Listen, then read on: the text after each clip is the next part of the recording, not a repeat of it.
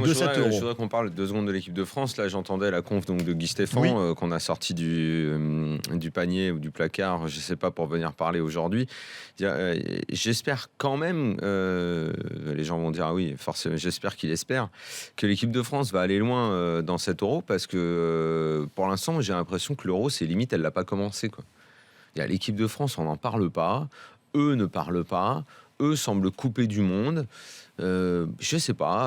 Alors, il y a beaucoup d'espace entre les rencontres. Plus que sur les dernières phases finales, C'est tu trouves c'est une sensation. Alors, peut-être que je me trompe et que les gens n'ont pas cette sensation.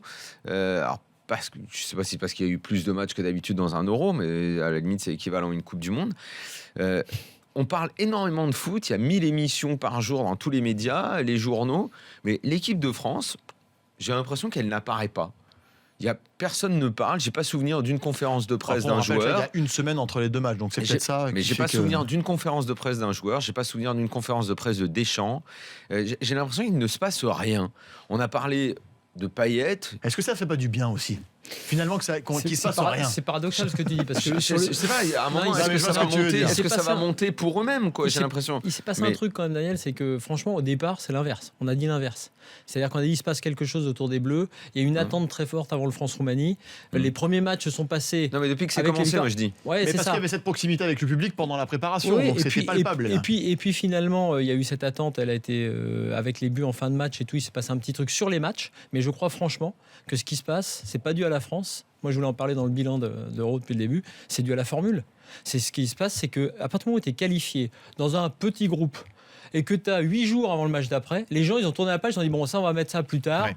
Il y a en plus pas mal de choses qui se passent à droite à gauche, que ce soit en foot, dans d'autres sports et dans le monde en général. On l'a vu aujourd'hui avec le Brexit. Quelque part, c'est vrai qu'on a l'impression qu'on a le temps de s'intéresser à autre chose. Alors que parfois, il y a un rythme souvent soutenu. Tu vois, il y a 3-4 jours entre chaque match. Là, c'est vrai qu'on est en mode Coupe du Monde de rugby. J'ai lu ça, et en mode Coupe du Monde de rugby, je t'annonce qu'entre deux matchs, en plus c'est le rugby, enfin je veux dire c'est moins populaire que le foot, c'est insupportable, t'as l'impression d'être ailleurs, et ça dure 5 ou 6 semaines comme ça, tu te trimbales dans un no man's land.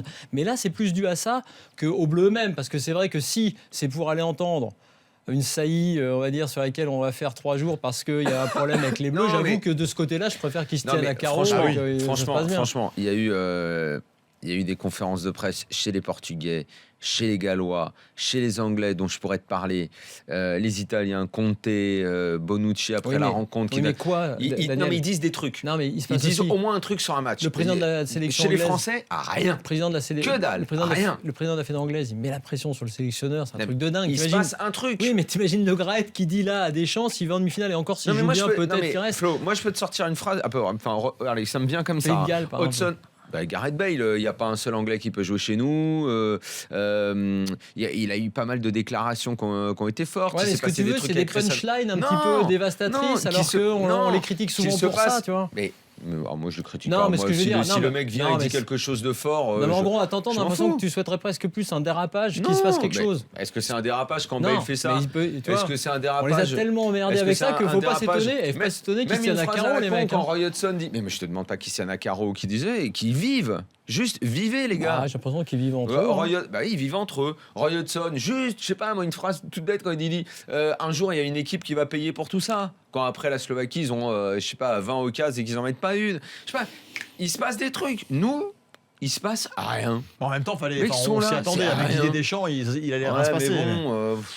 C'est pour ça que je te dis, c'est pour ça que je disais. On peut le déplorer, mais c'est pas surprenant. C'est pour ça que je disais, c'était ma première phrase. J'espère qu'ils vont aller loin, parce que comme ça, il se passera forcément quelque chose. Parce que si jamais ils venaient à se faire sortir par l'Irlande ou par l'Angleterre en quart, comme ça, putain, mais on a l'impression qu'il n'y aura pas eu d'euro pour les Bleus. S'ils se font sortir par l'Irlande, il va se passer 2-3 trucs là. Oui, mais il va se passer un truc négatif. Moi je dis, mais faites partager de l'émotion. Il y a rien. Faites partager un truc. Il y a rien. Personne ne parle. Rien. Bon, il y a eu la sarabande de Pogba, mais je sais pas, à chaque fois qu'il y a un mec qui vient en conf. Et là, pour le coup, ça a été disproportionné. Oui, mais c'est pas un mec qui vient en conf, qui te parle, qui te fait part de son émotion, qui te dit, je sais pas, on est là.